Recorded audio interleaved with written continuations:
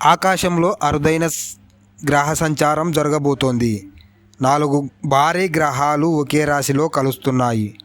దీని ప్రభావం 2 రాశుల వారికి చాలా తీవ్రమని జ్యోతిష్య నిపుణులు చెబుతున్నారు. ఈ 2 రాశుల వారికి డబ్బు నిలవదు, అప్పులు పెరుగుతాయి, ఆరోగ్య సమస్యలు కూడా వెంటాడవచ్చు. ఆ 2 రాశులు ఏవో, ఎలాంటి జాగ్రత్తలు తీసుకోవాలో ఇప్పుడు పూర్తిగా తెలుసుకుందాము. చతుర్గ్రహ యోగం అంటే ఏమిటి? జ్యోతిష్య శాస్త్ర ప్రకారం ఒకే రాశిలో 4 గ్రహాలు కలిసినప్పుడు దాన్ని చతుర్గ్రహ యోగం అంటారు. మీన రాశిలో శని, బుధ, సూర్యుడు, అంగారకుడు కలుస్తున్నారు. ఇది చాలా అరుదుగా జరిగే గ్రహస్థితి.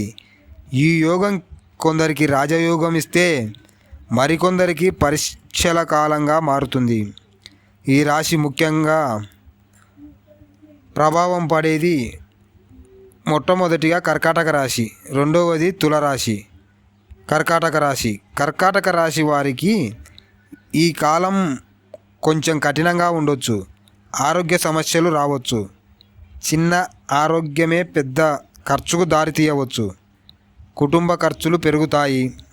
అప్పులు చేసే పరిస్థితులు రావచ్చు. ఉద్యోగంలో ఒత్తిడి పెరుగుతుంది. జాగ్రత్తలు: ఆరోగ్య పరీక్షలు నిర్లక్ష్యం చేయవద్దు.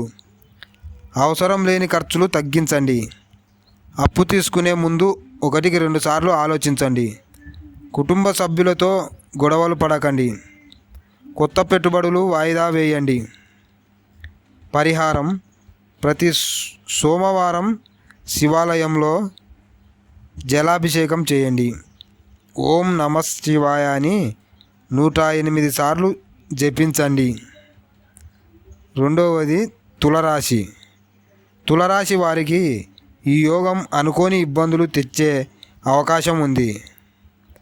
సమస్యలు: పెట్టుబడుల్లో నష్టాలు రావచ్చు. నమ్మిన వాళ్ళ చేత మోసపోయే ప్రమాదం ఉంది. ఇచ్చిన డబ్బు తిరిగి రాకపోవచ్చు. వ్యాపారంలో ఆటంకాలు. మానసిక ఒత్తిడి పెరుగుతుంది. జాగ్రత్తలు: ఎవ్వరికి డబ్బులు అప్పుగా ఇవ్వకండి. కొత్త ఒప్పందాలు మీద సైన్ చేయవద్దు. కొత్త ఒప్పందాలు మీద సైన్ చేసే ముందు పరిశీలించండి. తొందరపడి నిర్ణయాలు తీసుకోకండి. తెలియని వ్యక్తులను నమ్మవద్దు. పెట్టుబడులు చిన్న మొత్తాలతో మాత్రమే పెట్టండి. పరిహారం: శుక్రవారం లక్ష్మీదేవికి దీపారాధన చేయండి. తెల్లని వస్త్రాలు దానం చేయండి.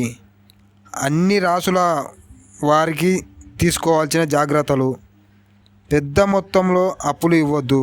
కొత్త వ్యాపారాలు ఆలోచించి మొదలుపెట్టండి. కోపంతో నిర్ణయాలు తీసుకోకండి. ఆరోగ్యాన్ని నిర్లక్ష్యం చేయవద్దు. ఆధ్యాత్మికంగా ప్రశాంతంగా ఉండండి.